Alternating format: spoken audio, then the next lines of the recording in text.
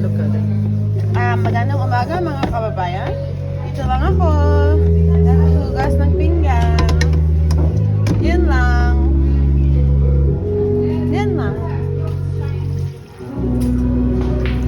Did you talk to Mark yet? This morning?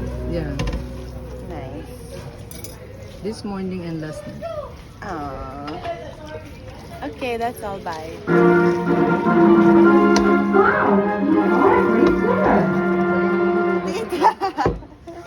Pati naman paghugas. Nasa video.